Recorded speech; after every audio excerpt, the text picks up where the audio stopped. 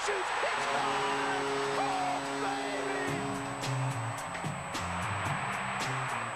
By Gage.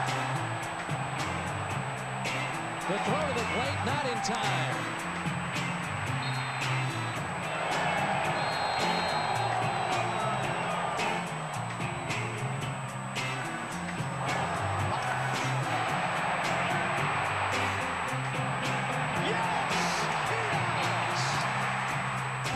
Coming up on the St. Louis Sports Insider. He's the St. Louis version of Dr. Dre, but he's more like the doctor of defensive backs. The Rams' Dre Bly is our headline guest tonight. What's up, Fox? Thanks for having me. About to go ahead and get my grub on. Also tonight, the Rams are 0-4, and the road doesn't get any easier from here. Tonight, we drop an H-bomb here at Krieger's. Hopefully the Rams can drop a bomb on San Francisco. They don't even know what to call the stadium. Plus, John Hadley from the Big 550 is as hungry for a Rams win as he is for a second dessert. Now that's hungry. Will the Rams finally make it into the win column this weekend? Jeff Garcia will not be able to reproduce after this football game. But before we get to all that, a guy who went 0-4 before finally going stag to his senior prom. It's your host, Jim Hayes. Hello, everybody, and welcome to the St. Louis Sports Insider, proudly coming to you from Krieger's Pub and Grill. And as Amy Pinnell just laid out for you, our cup runneth over with high-quality sports entertainment.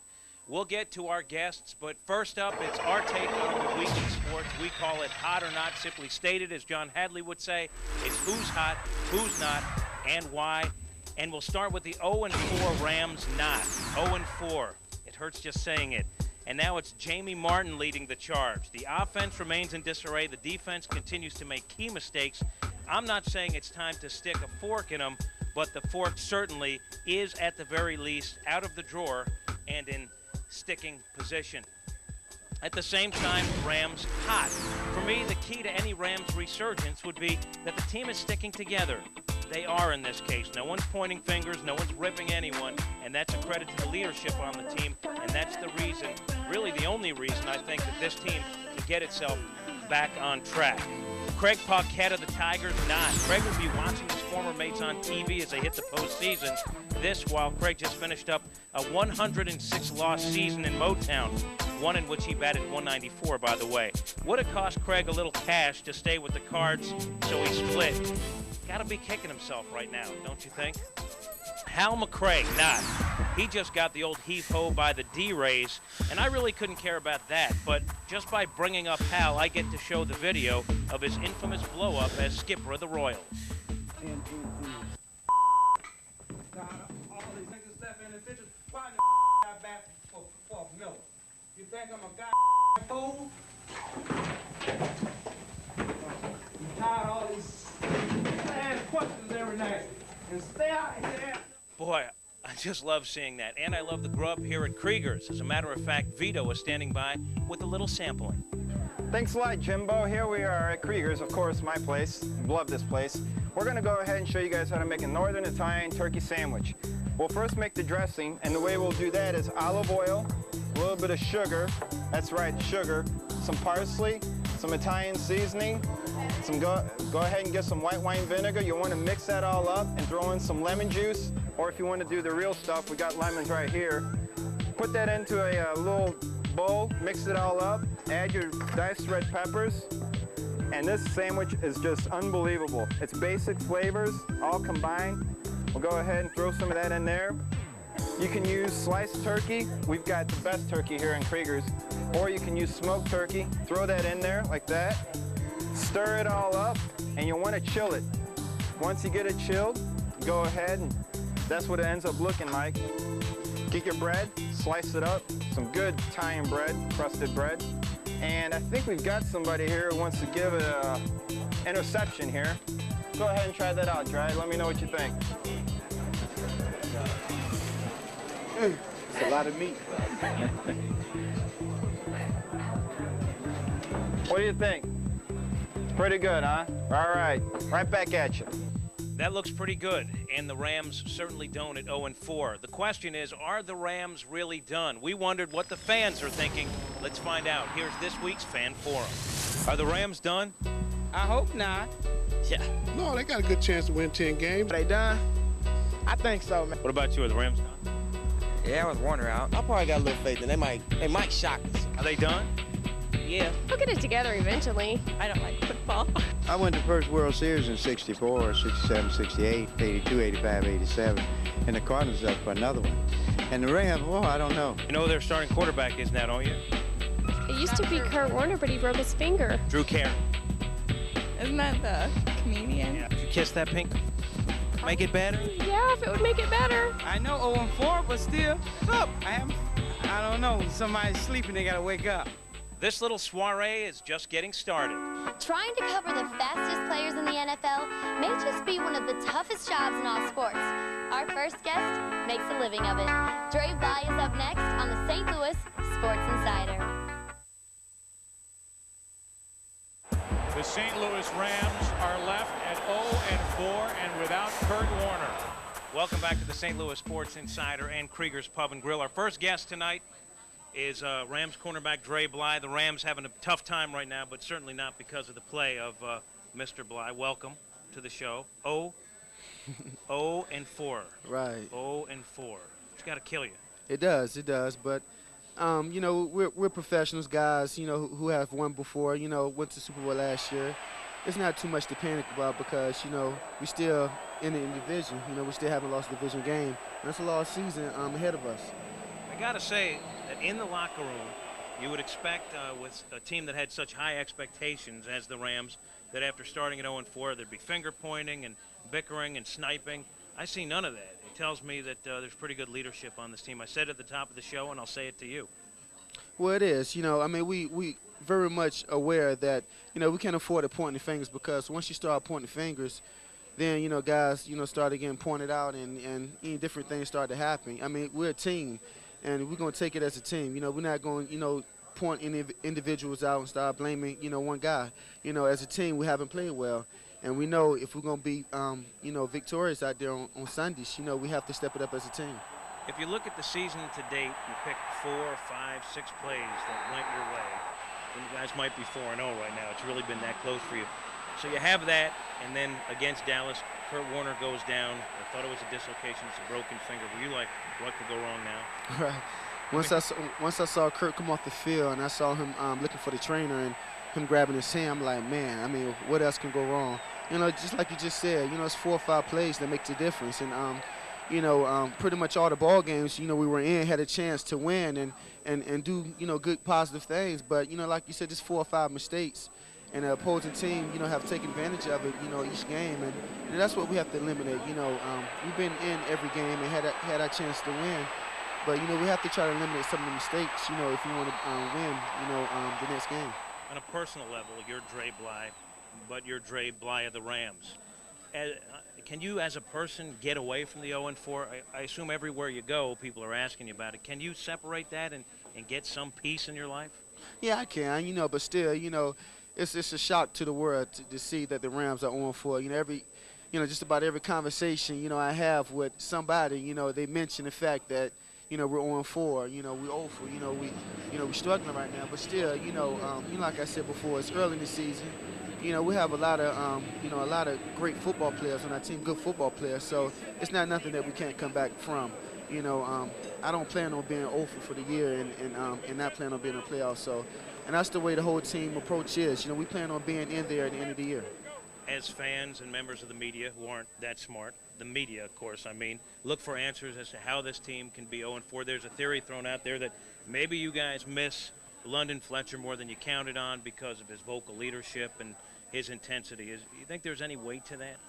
Well, I mean, it is because, you know, Fletcher, you know, he's been that vocal leader in the locker room for 4 years since I've been here. Well, for 3 years since I've been here. And, you know, him leaving was, you know, a kind of a different, you know, a kind of change because, you know, he was that vocal guy that got up in guys' faces when, you know, when things weren't going right. But still, you know, we have a great linebacker in Jamie Duncan, a guy who's been in the system for years with Lovie Smith, a guy who played well this past game. And, you know, I think we'll get things turned around. You know, Fletcher is, you know, off in Buffalo, wishing the best. You know, he was a great football player you know, with the Rams. But still, you know, we have to move forward. You know, we have other guys who have to step up. And for us to be successful, you know, each guy will have to dig down deep and just, you know, give it all that they have to try to fulfill that gap that's missing. London is in Buffalo. I think I can hear him talking all the way from Buffalo. He talked a lot. Dre, can you hang out for one more segment? Sure. All right. We'll have more with Dre Bly after this timeout on the St. Louis Sports Insider. Somebody in that way. They're definitely in that way. And welcome back to Kriegers and the St. Louis Sports Insider. Our guest is Dre Bly. And Dre, if not playing football for the Rams, you might be a Major League Baseball player. Growing up in Virginia, you were a pretty good center fielder. Yeah, growing up as a kid, you know, I was very involved playing Little League Baseball, and it carried on to middle school and high school. And, you know, I had my chances. Actually, I played 1 year at college, but, you know, after the long football season and then going straight to baseball, it was hard for my body to deal with that. But, you know, I believe if I wouldn't be right now playing football, you know, I could be playing baseball for some professional team right now. Got to ask you, which sport has the better athletes, baseball or football? Well, I have to go with football because of the type of plays that are made and you know, but we always feel that football has the better athletes because, you know, what we do out there. It's a physical sport, you know, but baseball, you don't take as much punishment as football does, but still, to do what we do out in football, you have to be a tremendous athlete. You grew up in Virginia. Which Major League team are you a fan of? Well, I'm a Mets fan. Oh, I know that's a rough season for you then. I know I'm here in St. Louis, but their AAA team used to be the Tidewater Ties, and now it's the Norfolk Ties, and that's like 15 minutes from Chesapeake. But I grew up watching Darryl Strawberry and Dwight Gooden and other guys, Lenny Dykstra. Grew up being a Met fan. Let's get back to football for a second. And it's been said that being a DB in the NFL is like being alone on an island. Is that a challenge that you like, or is it scary? It's not scary for me. It's a challenge that I love because I'm a type of guy who loves to be challenged. You know, being out there on that island, you have to, you know, want to be on the spotlight. And, you know, like I said, you know, if you get beat, the whole world sees it. So, you know, you have to have the confidence, and you have to want to be out there, and that's something that I do. Who are the guys, the receivers around the NFL that you find most challenging? Give me a couple of names. Well, I say facing Rod Smith, Torrey Holt every day in practice, Isaac Bruce. I got to give my guys credit, but, you know, pretty much every week, you know, I face a challenging guy. I mean, it's a lot to call out, but, you know, pretty much every week, you know, you'll face a challenging guy. And I know you like to talk a little bit. You like to express yourself out there. It's hard to miss. That's just the way you like to play the game. That's the way I've always played the game. You know, the one thing I try to do when I'm out there on the field is have fun. And if you do that, you know, you allow yourself to relax and to be comfortable and make plays, and that's what I've always done. I know you come from a long line of teachers in your family, and I know you've said that after you're done playing football, one of the things you'd like to do is maybe teach and coach a little football. Yeah, my mother, who taught the 5th grade for like 25 years, and my father also, you know, pretty much, you know, my whole family, my sister who went to school to be a dentist, but actually ended up being a teacher when she finished school. So, you know, it's a long line of educators, you know, throughout my family. And, you know, once I finish playing ball, you know, hopefully, you know, I like to give back the same way my parents have because they've, you know, paid and made a big influence on a lot of kids' lives, you know, throughout the years teaching. So hopefully, you know, I can do the same thing. I know you're trying to give back a little with your website. Real quick, tell me what it is and what it's all about. Well, it's www.drebly. I'm trying to raise money for Parks and Recreations back at home, Chesapeake Youth Center, you know.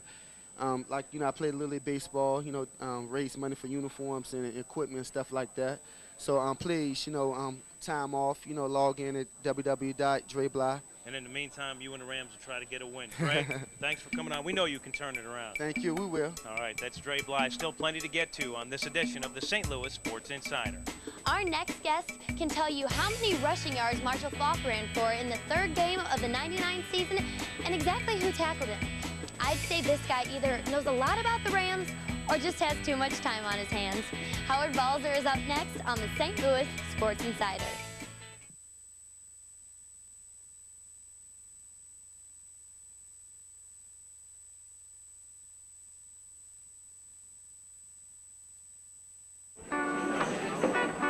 Welcome back to Kriegers and the St. Louis Sports Insider. During the NFL season, our next guest gets paid by 74 different media, and that's because he knows this stuff. We're glad he's part of the Fox Sportsnet family. He's Howard Balzer. 75, Jim. 75. You just signed one in on the way to the restaurant here. 0-4. Hard to believe the Rams are 0-4, but here they are. Can they right the ship, or is it done? I never say it's done. I think, and I think the team hopefully will fuel itself on everyone saying how done it is, because it's never done. I mean, yes, 0-4 is an awful big haul, but there's still 12 games to play, and the NFC is not that tough this year. I think a lot of people have a tough time identifying who the really good teams are. Is it going to be tough? Obviously, but you can't take the attitude that it's over. What surprised me, Jim, a little bit is that fans are the first ones to say, oh, players quit, or they did this, how can they do that? And now some of the fans are quitting. You just can't give up, and you just have to keep believing. Around the league and around the United States, Mike Martz has made a lot of enemies for whatever reason.